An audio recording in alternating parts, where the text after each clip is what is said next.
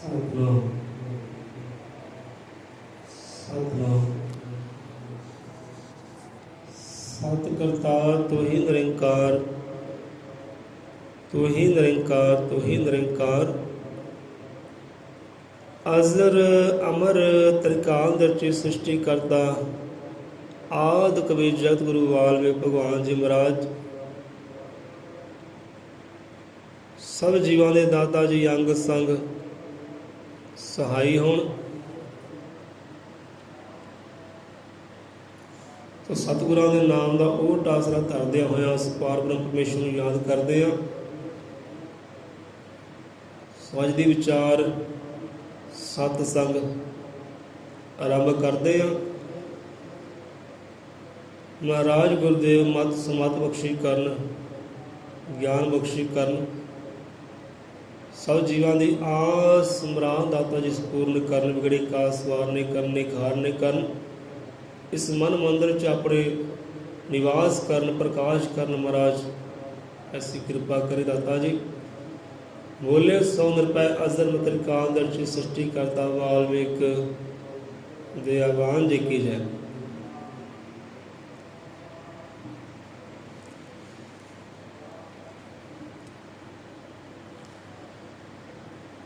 ਵਿਚਾਰ ਆਰੰਭ ਕਰੀਏ। ਸੋ ਅੱਜ ਐਤਵਾਰ ਦਾ ਦਿਨ ਹੈ। ਅੱਜ ਐਤਵਾਰ ਹੀ ਹੈ ਨਾ? ਚਲੋ ਠੀਕ ਹੈ। ਆਪਾਂ ਵਿਚਾਰ ਕਰੀਏ ਕਿ ਜੋ ਵੀ ਜੀਵ ਸੁਣਦਾ ਹੈ, ਵਿਚਾਰ ਕਰੇ ਆਪਣੇ ਮਨ ਦੇ ਨਾਲ, ਹਿਰਦੇ ਦੇ ਨਾਲ ਕਿ ਭਾਈ ਸਤਿਗੁਰੂ ਵਾਲੇ ਹੋ ਗਏ ਨਾ,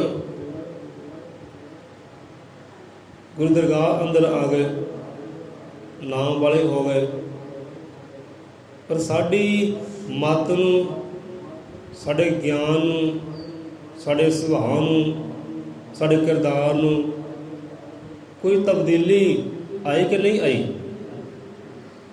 ਵਿਚਾਰ ਕਰੀਏ। ਬੰਦਾ ਆਪਣੇ ਆਪ ਨਾਲ ਵਿਚਾਰ ਕਰੇ, ਸਵਾਲ ਕਰੇ ਆਪਣੇ ਆਪ ਨਾਲ, ਭਾਈ ਸਤਿਗੁਰੂ ਵਾਲਾ ਤਾਂ ਹੋ ਗਿਆ, ਨਾਮ ਸ਼ਬਦ ਦਾਤ ਤਾਂ ਲੈ ਲਈ, ਪਰ ਨਾਮ ਸ਼ਬਦ ਦਾਤ ਲੈ ਕੇ ਮੇਰੇ ਕਿਰਦਾਰ ਵਿੱਚ ਕੋਈ ਤਬਦੀਲੀ ਆਈ ਹੋਵੇ? ਜਿਹੋ ਜਿਹਾ ਮੇਰਾ ਪਹਿਲਾ ਕਿਰਦਾਰ ਸੀ, ਕਿ ਹੁਣ ਵੀ ਕਿਰਦਾਰ ਮੇਰਾ ਉਹੀ ਜਿਹੀ ਆ? ਜਿਹੋ ਜਿਹਾ ਸੁਭਾਅ ਪਹਿਲਾਂ ਸੀ ਤੇ ਹੁਣ ਵੀ ਸੁਭਾਅ ਕਿਤੇ ਉਹੀ ਹੈ? ਕੋਈ ਤਬਦੀਲੀ ਆਈ ਕਿ ਨਹੀਂ ਆਈ? ਜਿਹੋ ਜਿਹੀ ਮੇਰੀ ਮੱਤ, ਜਿਹੋ ਜਿਹੀ ਮੇਰੀ ਸਮਝ, ਜਿਹੋ ਜਿਹਾ ਮੇਰਾ ਗਿਆਨ ਪਹਿਲਾਂ ਸੀ ਨਾਮ ਸ਼ਬਦ ਲੈਣ ਤੋਂ ਪਹਿਲਾਂ, ਕਿ ਹੁਣ ਵੀ ਉਹੀ ਆ? ਉਹ ਮੱਤ, ਉਹ ਗਿਆਨ ਹੁਣ ਵੀ ਉਹੀ ਆ ਜਾਂ ਫਰਕ ਪਿਆ? ਕੋਈ ਚੇਂਜ ਹੋਇਆ? ਕੀ ਹੋਇਆ? ਬੰਦਾ ਵਿਚਾਰ ਕਰੇ। ਬੰਦਾ ਵਿਚਾਰੇਗਾ, ਆਪਣੇ ਆਪ ਨਾਲ ਸਵਾਲ ਕਰੇਗਾ, ਤਾਂ ਉਹਨੂੰ ਅੱਗਾ ਨਜ਼ਰ ਆਏਗਾ ਕਿ ਹੁਣ ਕਰਨਾ ਕੀ ਆ। ਚੰਗਾ ਕਰਨਾ, ਮਾੜਾ ਕਰਨਾ, ਉਹਨੂੰ ਆਪਣੇ ਆਪ ਨੂੰ ਸਮਝ ਆਏਗੀ, ਹੁਣ ਮੈਂ ਕਰਾਂਗੀ। ਪਰ ਇੰਨਾ ਕੁ ਸਵਾਲ ਕਰ ਲਿਆ ਆਪਣੇ ਆਪ ਨਾਲ ਕਿ ਤਬਦੀਲੀ ਆਈ ਕਿ ਨਹੀਂ ਆਈ? ਬੜੇ ਸਵਾਲ, ਬੜੀਆਂ ਮੁਸ਼ਕਿਲਾਂ ਇੱਥੇ ਹੱਲ ਹੋ ਜਾਣੀਆਂ ਬੰਦੇ ਦੀਆਂ। ਤੇ ਬਾਕੀ ਜਵਾਬ ਦਿਓ ਤੁਸੀਂ। ਇੱਕ ਬੰਦਾ ਚੰਗੇ ਚੰਗੇ ਵਿਚਾਰ ਕਰਦਾ ਹੈ, ਗਿਆਨ ਦੇ ਛੱਟੇ ਦਿੰਦਾ ਹੈ, ਗੁਰੂਆਂ ਦੀ ਮੱਤ ਨੂੰ, ਗੁਰੂਆਂ ਦੇ ਸ਼ਬਦ ਨੂੰ ਸਾਂਝਾ ਕਰਦਾ ਹੈ। ਜੇ ਉਹੀ ਬੰਦਾ ਕੁਝ ਸਮੇਂ ਵਾਸਤੇ ਖਾਮੋਸ਼ ਹੋ ਜਾਏ, ਤੇ ਕਿਉਂ ਖਾਮੋਸ਼ ਹੋ ਜਾਏ? ਉਹ ਕੋਈ ਰਾਜ ਕਾਹਤੋਂ ਖਾਮੋਸ਼ ਹੁੰਦਾ ਹੈ? ਉਹੀ ਬੰਦਾ ਹੈ ਗੁਰੂ ਗਿਆਨ ਦੀ ਗੱਲ ਕਰਦਾ ਹੈ, ਗੁਰਮਤਿ ਦੀ ਗੱਲ ਕਰਦਾ ਹੈ, ਸ਼ਬਦ ਵਿਚਾਰ ਦੀ ਗੱਲ ਕਰਦਾ ਹੈ, ਨਾਮ ਸਿਮਰਨ ਦੀ ਗੱਲ ਕਰਦਾ ਹੈ। ਇਹ ਉਹੀ ਬੰਦਾ ਹਾਲਾਤਾਂ ਨੂੰ ਵੇਖਦਿਆਂ, ਸਮੇਂ ਨੂੰ ਵੇਖਦਿਆਂ, ਸੁਭਾਅ ਨੂੰ ਵੇਖਦਿਆਂ ਖਾਮੋਸ਼ ਹੋ ਜਾਏ। ਤੇ ਕਿਉਂ ਖਾਮੋਸ਼ ਹੋਏ? ਕਾਹਤੋਂ ਹੋ ਗਿਆ ਖਾਮੋਸ਼? ਕੀ ਉਹਦੇ ਅੰਦਰ ਖੁਸ਼ੀਆਂ ਆ ਗਈਆਂ, ਰੌਣਕਾਂ ਆ ਗਈਆਂ, ਜਾਂ ਗਮਾਂ ਦੇ ਪਹਾੜ ਟੁੱਟ ਗਏ? ਦੋਨਾਂ 'ਚ ਇੱਕ ਗੱਲ ਹੋ ਸਕਦੀ ਹੈ। ਉਹਦੀ ਖਾਮੋਸ਼ੀ ਦਾ ਰਾਜ, ਚੁੱਪ ਦਾ ਰਾਜ, ਜਾਂ ਤਾਂ ਬੇਅੰਤ ਖੁਸ਼ੀ ਹੋਏਗੀ ਜਾਂ ਬੇਅੰਤ ਕੋਈ ਪੀੜਾ ਹੋਏਗੀ, ਕੋਈ ਦੁੱਖ ਹੋਏਗਾ। ਤੁਹਾਡੇ ਕੋਲ ਕੀ ਜਵਾਬ ਆਉਂਦਾ ਹੈ? ਹਾਂਜੀ, ਦੁੱਖ ਹੋਏਗਾ। ਦੁੱਖ ਕਰਕੇ ਖਾਮੋਸ਼ ਹੋ ਗਿਆ। ਹੁਣ ਵਿਚਾਰ ਕਰੋ, ਹੁਣ ਇੱਥੇ ਦੁੱਖ ਕਿਹੜਾ ਹੈ? ਹੁਣ ਇੱਥੇ ਦੁੱਖ ਕਿਹੜਾ ਹੈ? ਮੰਨ ਲਓ ਆਪਾਂ ਅੱਜ ਐਤਵਾਰ ਹੈ, ਹਫਤਾ ਹੋ ਗਿਆ, ਹਫਤੇ ਬਾਅਦ ਬੋਲੇ ਆ ਨਾ, ਚੁੱਪ ਦਾ ਰਾਜ ਕਾਹਤੋਂ ਬੰਦਾ ਚੁੱਪ ਹੋ ਗਿਆ ਭਾਈ? ਹੁਣ ਕਥਾ ਕਹਾਣੀ ਨਹੀਂ ਕੋਈ ਕਰਦਾ। ਬੰਦਾ ਜਦੋਂ ਵੀ ਕੋਈ ਖਾਮੋਸ਼ ਹੁੰਦਾ ਨਾ, ਉਹ ਦੁੱਖ ਪੀੜਾ ਕਰਕੇ ਖਾਮੋਸ਼ ਹੁੰਦਾ ਹੈ। ਖੁਸ਼ੀਆਂ ਵਿੱਚ ਕੋਈ ਖਾਮੋਸ਼ ਨਹੀਂ ਹੁੰਦਾ। ਖੁਸ਼ੀਆਂ ਵਿੱਚ ਤਾਂ ਕੋਈ ਕਿੱਦਾਂ ਰੌਲੇ ਪਾਉਂਦੇ ਆ। ਖਾਮੋਸ਼ ਹੋ ਗਿਆ, ਚੁੱਪ ਹੋ ਗਿਆ, ਕੋਈ ਨਾ ਕੋਈ ਦੁੱਖ ਪੀੜਾ ਹੋਏਗੀ। ਪਰ ਦੁੱਖ ਪੀੜਾ ਇੱਥੇ ਬਾਹਰਲੀ ਹੈ, ਅੰਦਰਲੀ ਨਹੀਂ ਹੈ, ਬਾਹਰਲੀ ਹੈ। ਬਾਹਰਲੇ ਜੀਵਾਂ ਦੀ ਦੁੱਖ ਹੈ, ਬਾਹਰਲੇ ਜੀਵਾਂ ਦੀ ਪੀੜਾ ਹੈ ਕਿ ਜੀਵਾਂ ਨੂੰ ਸਮਝਾ ਕੇ ਰਹੇ ਆ, ਕਿਹੜਾ ਰਸਤਾ ਦਿਖਾ ਰਹੇ ਆ ਤੇ ਜਾਂਦੇ ਕਿਹੜੇ ਪਾਸੇ ਆ। ਇਹੀ ਦੁੱਖ ਹੁਣ ਸੰਤਾਂ ਰਹਿਬਰਾਂ ਨੂੰ ਸੀ ਤੇ ਇਹੀ ਸੰਤ ਉਹਨਾਂ ਦੇ ਪਿਆਰਿਆਂ ਨੂੰ ਹੈ। ਉਹੀ ਗੱਲ ਕਿ ਵਿਚਾਰ ਕਰੇ ਬੰਦਾ। ਦੇਖੋ, ਇੱਕ ਹਵਾ ਹੈ ਨਾ, ਹਵਾ ਫੁੱਲਾਂ ਦੇ ਕੋਲ ਗੁਜ਼ਰਦੀ ਆ ਨਾ, ਉਹ ਤਬਦੀਲ ਹੋ ਜਾਂਦੀ ਹੈ। ਮੰਨ ਲਓ ਕੋਈ ਗੰਦਗੀ ਵਾਲੀ ਹਵਾ ਨਾ, ਉਹ ਗੰਦਗੀ ਦੇ ਰਹੀ ਹੈ, ਮਹਿਕਣ ਦੇ ਰਹੀ। ਉਹੀ ਗੰਦਗੀ ਵਾਲੀ ਹਵਾ ਜਦੋਂ ਫੁੱਲਾਂ ਦੇ ਕੋਲ ਗੁਜ਼ਰਦੀ ਹੈ ਨਾ, ਉਹੀ ਫਿਰ ਮਹਿਕਦਾਰ, ਖੁਸ਼ਬੂਦਾਰ, ਖੁਸ਼ਬੂ ਵਾਲੀ ਬਣ ਜਾਂਦੀ ਹੈ, ਕਿਉਂਕਿ ਫੁੱਲਾਂ ਦੇ ਕੋਲੋਂ ਗੁਜ਼ਰੀ ਹੈ। ਗੁਜ਼ਰਨ ਦੇ ਨਾਲ ਹੀ ਉਹ ਮਹਿਕਦਾਰ ਹੋ ਜਾਂਦੀ ਹੈ। ਪਰ ਇੱਥੇ ਜਿਹੜੇ ਗੁਰੂ ਘਰ ਦੇ ਨਾਲ, ਭਗਵਾਨ ਦੇ ਮੰਦਰ ਦੇ ਨਾਲ ਨਾਲ ਜਿਹੜੇ ਜੀਵ ਹੈ, ਹੁਣ ਇੱਥੇ ਵੀ ਮਹਿਕਾਂ ਉੱਡਦੀਆਂ ਗੁਰੂ ਗਿਆਨ ਦੀਆਂ, ਗੁਰੂ ਮਤ ਦੀਆਂ, ਉਹ ਭਗਵਾਨ ਦੇ ਸਿਮਰਨ ਦੀਆਂ ਮਹਿਕਾਂ ਉੱਡਦੀਆਂ। ਪਰ ਜੋ ਇੱਥੇ ਨੇੜੇ ਤੇੜੇ ਜੀਵ ਹੈ, ਉਹਨਾਂ 'ਤੇ ਪ੍ਰਭਾਵ ਕਿਉਂ ਨਹੀਂ ਪੈਂਦਾ? ਹਵਾ 'ਤੇ ਪ੍ਰਭਾਵ ਪੈ ਗਿਆ, ਉਹ ਮਹਿਕ ਗਈ। ਹੁਣ ਜਿੱਧਰ ਉਹ ਹਵਾ ਗਈ ਨਾ, ਉੱਧਰ ਉਹ ਮਹਿਕਾਂ ਵੰਡਦੀ ਜਾਂਦੀ ਹੈ, ਮਹਿਕਾਂ ਵੰਡਦੀ ਜਾਂਦੀ, ਖੁਸ਼ਬੂਆਂ ਵੰਡਦੀ ਜਾਂਦੀ। ਉੱਥੇ ਪ੍ਰਭਾਵ ਪੈ ਗਿਆ, ਫੁੱਲਾਂ ਦਾ ਪ੍ਰਭਾਵ ਪੈ ਗਿਆ। ਇਹ ਫੁੱਲਾਂ ਦਾ ਸੰਗ ਨਹੀਂ ਕੀਤਾ, ਕੋਲ ਦੀ ਗੁਜ਼ਰੀ ਹੈ, ਪਰ ਇੱਥੇ ਕੋਈ ਪ੍ਰਭਾਵ ਨਹੀਂ ਪੈਂਦਾ, ਫਰਕ ਨਹੀਂ ਪੈਂਦਾ। ਜਿਹੋ ਜਿਹੀ ਸੋਚ ਪਹਿਲਾਂ ਸੀ, ਉਹੋ ਜਿਹੀ ਸੋਚ ਹੁਣ ਹੈ। ਜਿਹੋ ਜਿਹਾ ਗਿਆਨ ਪਹਿਲਾਂ ਸੀ, ਉਹੋ ਜਿਹਾ ਗਿਆਨ ਹੁਣ ਹੈ। ਜਿਹੋ ਜਿਹੇ ਕਿਰਦਾਰ ਪਹਿਲਾਂ ਸੀ, ਉਹੋ ਜਿਹੇ ਕਿਰਦਾਰ ਹੁਣ ਹੈ। ਜਿਹੋ ਜਿਹੇ ਸੁਭਾਅ ਪਹਿਲੇ ਸੀ, ਉਹੋ ਜਿਹੇ ਸੁਭਾਅ ਹੁਣ ਹੈ। ਫਰਕ ਕੀ ਹੈ? ਮੈਂ ਨਾਮਧਾਰੀ, ਫਿਰ ਨਾਮਧਾਰੀ ਹੋਣ ਦਾ ਫਿਰ ਫਾਇਦਾ ਕੀ ਹੋਇਆ? ਗੁਰੂ ਦਰਗਾਹ ਅੰਦਰ ਜਾਣ ਦਾ ਫਾਇਦਾ ਕੀ ਹੋ ਜਾਏਗਾ? ਸੁਭਾਅ ਹੀ ਨਾ ਬਦਲਿਆ। ਇੱਥੇ ਬੰਦਾ ਵਿਚਾਰ ਕਰੇ। ਸੋ ਇਹੀ ਰੱਬ ਦੇ ਪਿਆਰਿਆਂ ਨੂੰ ਦੁਖੜੇ ਹੈ, ਇਹੀ ਦੁਖੜੇ ਹੈ, ਹੋਰ ਦੁੱਖ ਨਹੀਂ ਹੈ। ਇਹੀ ਦੁਖੜੇ ਹੈ ਕਿ ਸੰਤਾਂ ਦੇ ਸ਼ਬਦਾਂ ਦੀ ਭਾਈ ਕਦਰ ਨਹੀਂ ਹੋ ਰਹੀ। ਉਹ ਸ਼ਬਦਾਂ ਨੂੰ, ਗਿਆਨ ਨੂੰ ਪਕੜਿਆ ਨਹੀਂ ਜਾ ਰਿਹਾ। ਪਕੜੋ ਭਾਈ।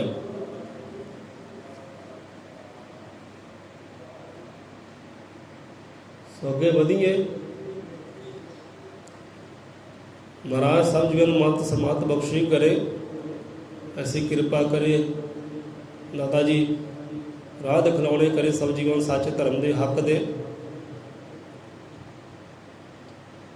ਅਰਦਾਸ ਕਰਦੇ ਆ ਪਰਮਾਤਮਾ ਚਰਨਾਂ ਵਿੱਚ। ਇੱਦਾਂ ਨਾ ਸੰਤ ਲੋਕ ਹੈ,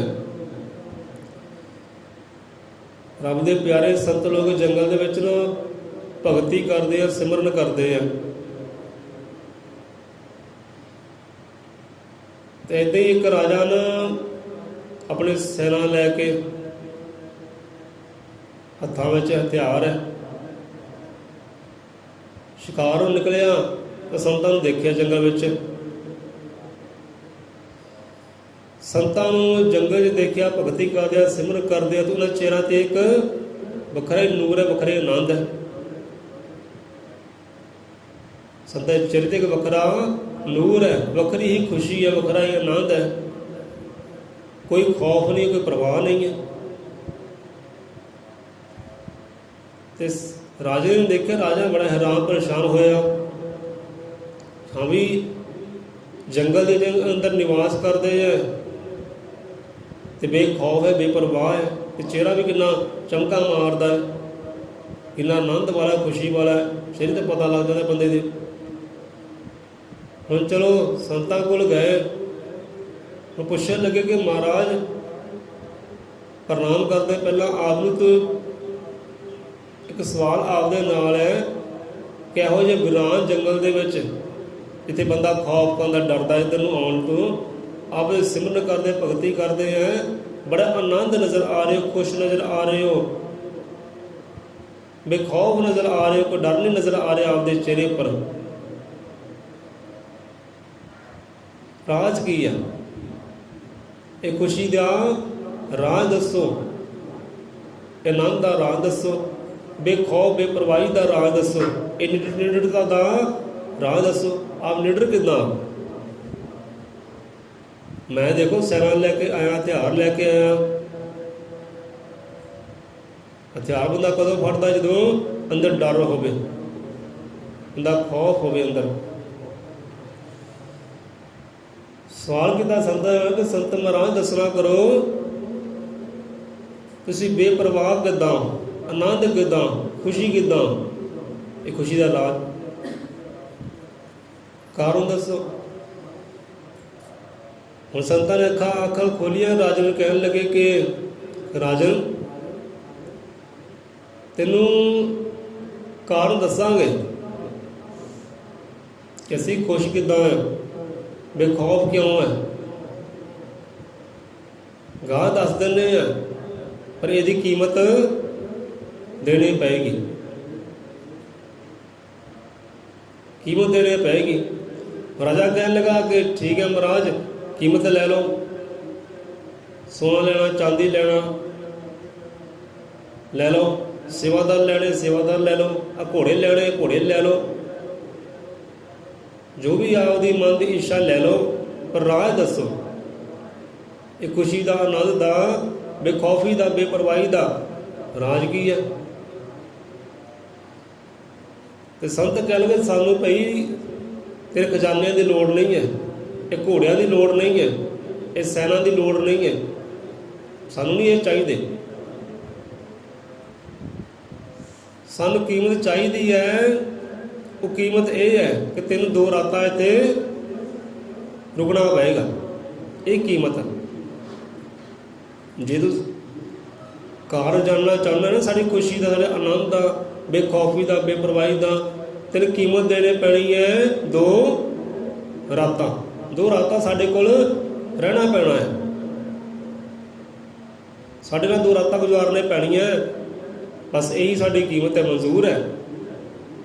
ते आ जा कल तो साडे नाल रात गुजारन वास्ते, कल तो आ जा या अज तो ही आ जा जे तेनों मंजूर है। और राजे ने पहला वचन कर लिया कि हाँ भी कीमत मंगो, कीमत देवांगे। भरी सैना विच मुकरदा भी नहीं है, तो राज भी कारण भी जानना है, हमें कारण की है खुशी का, आनंद का, बेपरवाही का, वो कारण भी जानना है, तो प्रॉमिस भी कर लिया कीमत देवांगे।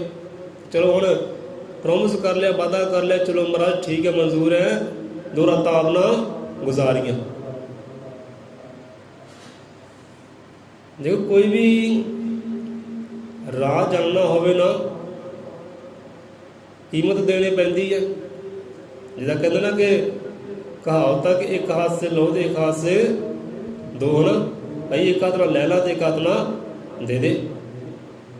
जा कहते कुछ पाने के लिए कुछ की करना पैंदा है, खोना पैंदा है ना, कुछ पाने के लिए कुछ ना कुछ देना पैंदा है, खोना पैंदा है, गवाना पैंदा है। बस वही कहावत कहते राह जानना है तो कीमत देने पैनी है, कीमत देने पैनी है। फ्री च कुछ नहीं मिलता, मुफ्त दे विच फ्री दे विच प्यारिया कुछ हासिल नहीं होता, वो कीमत देनी पैनी है। बंदा देखो ਰੱਬ ਦੀ ਦਰਗਾਹ ਆਉਂਦਾ ਹੈ, ਮੰਦਰ ਆਉਂਦਾ, ਗੁਰਦੁਆਰੇ ਜਾਂਦਾ ਨਾ, ਉੱਥੇ ਅਰਦਾਸ ਬੇਨਤੀ ਕਰਦਾ ਹੈ, ਅਤੇ ਉਹਦੀ ਵੀ ਉਹਨੂੰ ਕੀਮਤ ਦੇਣੀ ਪੈਂਦੀ ਕਿ ਨਹੀਂ ਦੇਣੀ ਪੈਂਦੀ? ਰੱਬ ਅੱਗੇ ਅਰਦਾਸ ਬੇਨਤੀ ਕਰਨੀ ਕਿ ਰੱਬਾ ਮੇਰਾ ਆਹ ਕਾਰਜ ਕਰਦੇ, ਮੇਰੀ ਆਹ ਇੱਛਾ ਪੂਰੀ ਕਰਦਾ, ਤੋ ਇੱਛਾ ਵੀ ਉਹਦੀ ਫਰੀ 'ਚ ਪੂਰੀ ਨਹੀਂ ਹੁੰਦੀ ਕਿ ਫਰੀ 'ਚ ਪੂਰੀ ਹੋ ਜਾਂਦੀ, ਮੁਫਤ ਮਿਲ ਜਾਂਦੀ ਉਹਨੂੰ, ਉੱਥੇ ਵੀ ਉਹਨੂੰ ਕੀਮਤ ਦੇਣੀ ਪੈਂਦੀ ਹੈ। ਤੇ ਰੱਬ ਕਿਹੜੀ ਕੀਮਤ ਲੈਂਦਾ ਹੈ? ਇਹ ਅੰਨ ਪਟਾਰੇ, ਇਹ ਮਾਇਆ ਤਾਂ ਨਹੀਂ। ਰੱਬ ਕੀਮਤ ਕੀ ਲੈਂਦਾ? ਸਤਿਗੁਰ ਕੀਮਤ ਕੀ ਲੈਂਦਾ ਹੈ? ਉਹ ਲੈਂਦਾ ਹੈ ਸ਼ਰਧਾ, ਉਹ ਲੈਂਦਾ ਹੈ ਪਿਆਰ, ਉਹ ਲੈਂਦਾ ਹੈ ਸਿਦਕ, ਸੰਤੋਖ, ਉਹ ਲੈਂਦਾ ਹੈ ਵਿਸ਼ਵਾਸ।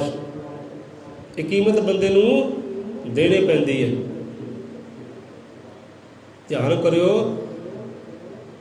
ਗੁਰੂ ਦਰਗਾਹ ਗਏ, ਰੱਬ ਦੀ ਦਰਗਾਹ ਗਏ ਤੇ ਮਹਾਰਾਜ ਆ ਅਰਦਾਸ ਬੇਨਤੀ ਹੈ, ਆ ਪੂਰੀ ਕਰ ਦਿਓ, ਤੇ ਕੀਮਤ ਉੱਥੇ ਵੀ ਸਾਨੂੰ ਦੇਣੀ ਪੈਂਦੀ ਹੈ। ਸਾਨੂੰ ਵਿਸ਼ਵਾਸ ਦੇਣਾ ਪੈਂਦਾ, ਵਿਸ਼ਵਾਸ ਕਰਨਾ ਪੈਂਦਾ ਹੈ, ਉਹ ਪ੍ਰੇਮ ਦੇਣਾ ਪੈਂਦਾ ਹੈ, ਤੇ ਪ੍ਰੇਮ ਦੇ ਨਾਲ ਹੀ, ਵਿਸ਼ਵਾਸ ਦੇ ਨਾਲ ਹੀ ਉਹ ਬੇੜੇ ਪਾਰ ਹੁੰਦੇ, ਅਰਦਾਸਾਂ ਪੂਰੀਆਂ ਹੁੰਦੀਆਂ, ਸਬਰ ਦੇ ਨਾਲ, ਸੰਤੋਖ ਦੇ ਨਾਲ ਅਰਦਾਸ ਪੂਰੀ ਹੁੰਦੀ ਹੈ।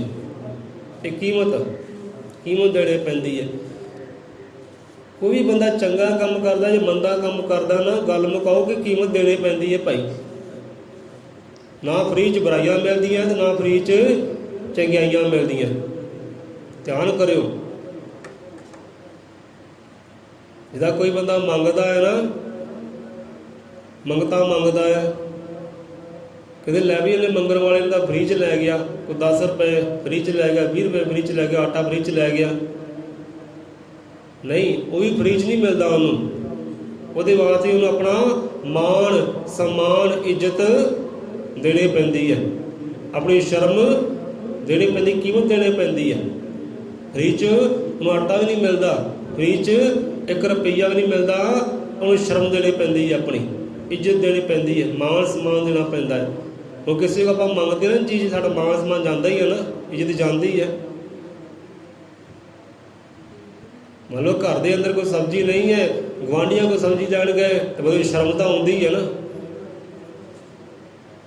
ਲੈ ਘਰ 'ਚ ਸਬਜ਼ੀ ਨਹੀਂ ਹੈ, ਗੁਆਂਢੀਆਂ ਤੋਂ ਮੰਗੀ ਤੇ ਸ਼ਰਮ ਯਾਦ ਆਏਗੀ ਨਾ, ਉਹ ਮਾਣ ਸਨਮਾਨ ਥੋੜ੍ਹਾ ਜਾਏਗਾ ਨਾ। ਉਹ ਮਾਣ ਸਨਮਾਨ ਦੇਣਾ ਪੈਂਦਾ, ਫਿਰ ਚੀਜ਼ ਲੈਣੀ ਪੈਂਦੀ, ਕੀਮਤ ਸਾਨੂੰ ਦੇਣੀ ਪਈ, ਆਪਣਾ ਮਾਣ ਸਨਮਾਨ, ਆਪਣੀ ਸ਼ਰਮ, ਇਹ ਕੀਮਤ ਦੇਣੀ ਪੈਂਦੀ ਹੈ। ਇੱਦਾਂ ਹਰ ਚੀਜ਼ ਹੈ, ਜੇ ਕੋਈ ਚੰਗਿਆਈਆਂ ਇਕੱਠੀਆਂ ਕਰਦਾ, ਹਰ ਚੰਗੀ ਚੀਜ਼ ਦੀ ਸਾਨੂੰ ਕੀਮਤ ਦੇਣੀ ਪੈਂਦੀ ਹੈ। ਦੁਕਾਨ 'ਤੇ ਜਾਓ, ਸੌਦਾ ਲਓ, ਕੀਮਤ ਸਾਨੂੰ ਦੇਣੀ ਪਏਗੀ। ਸਿੱਧਾ ਕਾਫੀ ਲੰਬਾ ਜਾ ਸਕਦਾ ਇੱਦਾਂ, ਪਰ ਸਮਝੋ ਕੀਮਤ ਭਾਈ ਦੇਣੀ ਪੈਂਦੀ ਹੈ। ਕੀਮਤ ਤੋਂ ਬਿਨਾਂ ਕੋਈ ਚੀਜ਼, ਕੋਈ ਰਾਜ ਦੀ ਗੱਲ ਪ੍ਰਾਪਤ ਨਹੀਂ ਹੁੰਦੀ। ਜੇ ਕਿਸੇ ਨੂੰ ਆਪਣਾ ਕਰਨਾ ਹੈ, ਪ੍ਰੇਮ ਦੇਣਾ ਪੈਂਦਾ ਹੈ।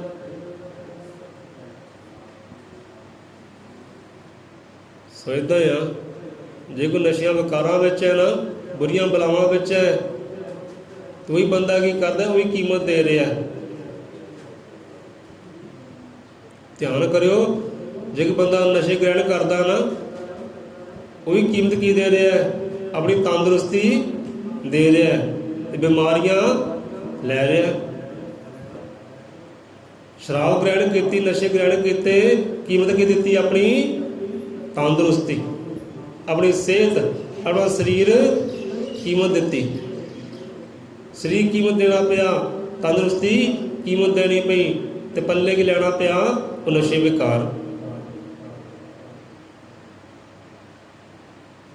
ਜੇ ਉਹ ਕਸਰਤ ਕਰਦਾ ਹੈ, ਉਹਦੀ ਕੀਮਤ ਦੇਣੀ ਪੈਂਦੀ ਹੈ, ਆਪਣੇ ਆਪ ਨੂੰ ਤੋੜਨਾ ਪੈਂਦਾ ਹੈ, ਨਿਚੋੜਨਾ ਪੈਂਦਾ ਹੈ, ਕੀਮਤ ਦੇਣੀ ਪੈਂਦੀ। ਹਰ ਚੀਜ਼ ਦੀ ਭਾਈ ਕੀਮਤ ਦੇਣੀ ਪੈਂਦੀ ਹੈ। ਫਰੀ 'ਚ ਕੁਝ ਵੀ ਨਹੀਂ ਮਿਲਦਾ। ਸੰਤਾਂ ਦਾ ਸਮਝਾਉਣਾ ਹੈ, ਰੱਬ ਦੇ ਪਿਆਰ ਸਮਝਾਉਣਾ ਹੈ, ਤੇ ਹਰ ਚੀਜ਼ ਸਾਨੂੰ ਫਰੀ 'ਚ ਨਹੀਂ ਮਿਲਦੀ। ਜੀਵਨ ਮਿਲਿਆ, ਇਹ ਵੀ ਸਾਨੂੰ ਫਰੀ 'ਚ ਨਹੀਂ ਮਿਲਿਆ। ਕੋਈ ਨਾ ਕੋਈ ਨੇਕ ਕਰਮ, ਚੰਗੇ ਕਰਮ ਕੀਤੇ ਹੋਣਗੇ, ਔਰ ਰੱਬ ਦਾ ਸਿਮਰਨ ਭਗਤੀ ਕੀਤੀ ਹੋਏਗੀ, ਤਦ ਹੀ ਸਾਨੂੰ ਜੀਵਨ ਮਿਲਿਆ, ਨਹੀਂ ਤਾਂ ਫਰੀ 'ਚ ਜੀਵਨ ਵੀ ਨਹੀਂ ਮਿਲਦਾ।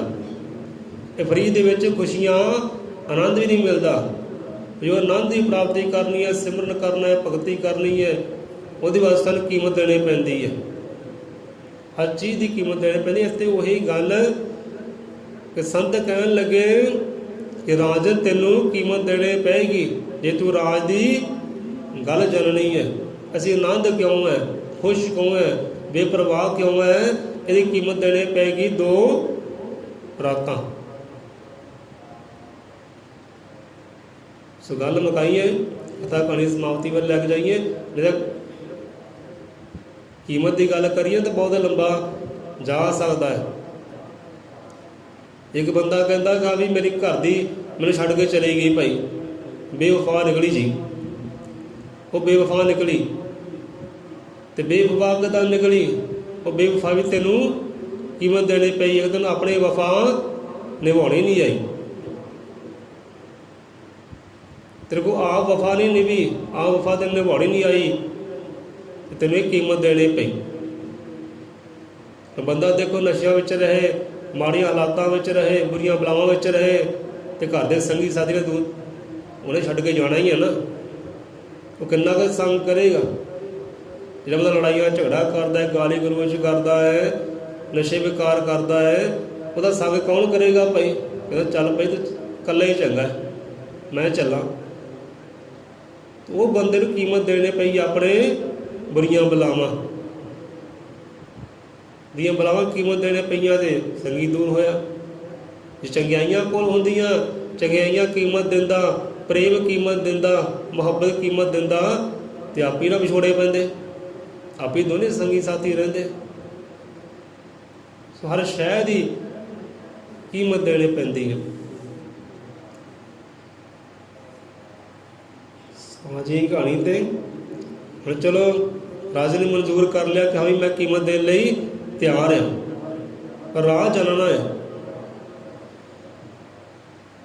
ਹੁਣ ਆ ਗਿਆ ਰਾਜਨ, ਅਤੇ ਸੰਤ ਕਹਿਣ ਲੱਗੇ ਕਿ ਹਾਂ ਵੀ ਅਦਲੀ ਜਿਹੜੀ ਸੈਨਾ ਬੈਨਾ ਨਾ, ਇਹ ਨਹੀਂ ਇੱਥੇ ਹੋਣੀ ਚਾਹੀਦੀ, ਹਥਿਆਰ ਇੱਕ ਨਹੀਂ ਇੱਥੇ ਹੋਣਾ ਚਾਹੀਦਾ।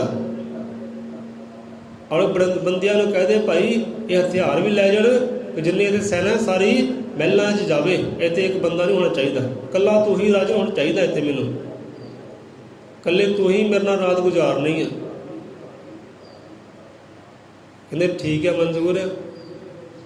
ਸੋ ਪਹਿਲੀ ਰਾਤ ਹੋਈ, ਰਾਜੇ ਨੇ ਜੋ ਆਪਣੀ ਸੈਨਾ ਸੀ, ਸੈਨਾਪਤੀ ਸੀ, ਜੋ ਹਥਿਆਰ ਸੀ, ਲੈਸ ਹੋਏ ਹਥਿਆਰਾਂ ਦੇ ਨਾਲ ਸਾਰੇ ਭੇਜਣੇ ਕੀਤੇ, ਜਾਓ ਭਾਈ ਮੈਂ ਇਕੱਲਾ ਹੀ ਰਾਤ ਗੁਜ਼ਾਰਾਂਗਾ। ਕੋਈ ਪ੍ਰੋਮਿਸ ਕਰ ਲਿਆ, ਵਾਅਦਾ ਕਰ ਲਿਆ।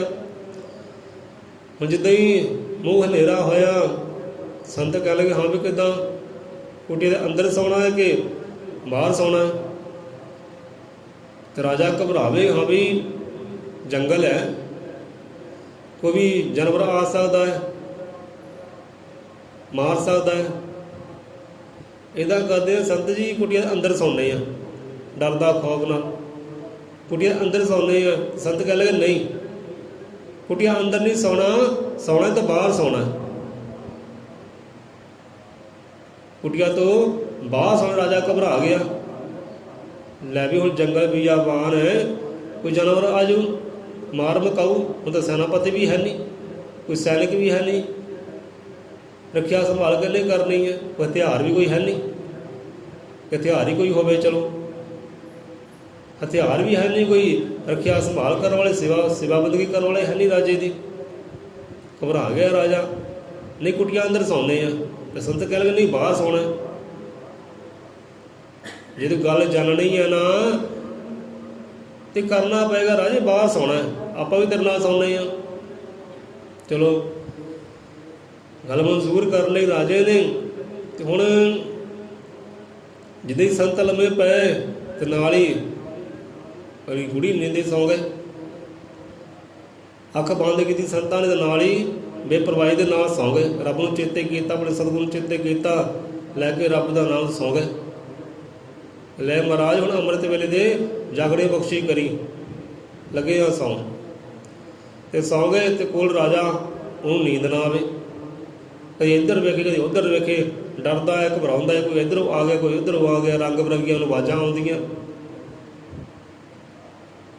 रुख के तने के नाल चिंबड़ के बह गया। सारी रात राजा नहीं सुता, खौफ के नाल डर के नाल हाँ कोई आएगा तो मार मुकाएगा। तो संत बेपरवाही नाल सौ गए।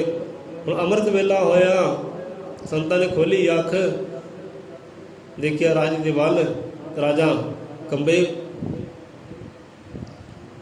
राजा डर दे नाल हौला हौला कंबदा है। हाँ भी राजे किदां रात किदां रही, नींद सौखी आई? वो कहते महाराज नींद की गल करते हैं, इदां की रात गुजरी है, इदां रात मैं कभी गुजारी नहीं। रात इन्नी लंबी हो गई, इन्नी लंबी हो गई, मुक्कन का ना ही नहीं सी लैंदी। पता नहीं हुण जाके मुक्की है। हाँ भी हुण मुक्कदी है, हुण मुक्कदी है, हुण मुक्कदी है। ये रात बहुत लंबी हो गई, तो इन्नी लंबी रात मेरी कोई अज तक नहीं बीती। कोई जागदा सी ना कि सारी रात मैं तो जाग के कट्टी है, नींद तो मैनू एक पल नहीं आई। क्यों नहीं आई? क्योंकि अंदर डर सी, अंदर खौफ सी, कोई इधरों आएगा मार मुकाएगा, इधरों आएगा मार मुकाएगा। डर सी, खौफ सी, डर दे नाल नींद ही नहीं आई। रात कोहा लंबी हो गई, साला वांग रात हो गई। जो बंदा अपने सतगुण चेते करके रब नूं चेते करके सौंदा है, सुते होने उसे पता नहीं लगता हाँ भी रात कदों बीतती है। कहता लै भी रात बड़ी जल्दी बीत गई यार, मेरी नींद ही पूरी नहीं हुई। हुंदा नहीं, बंदा सौंदा है पता नहीं लगता, कहता लै भी 11-12 बजे होणगे, देखदा जाके 2:30-3 बजे होंदे आ।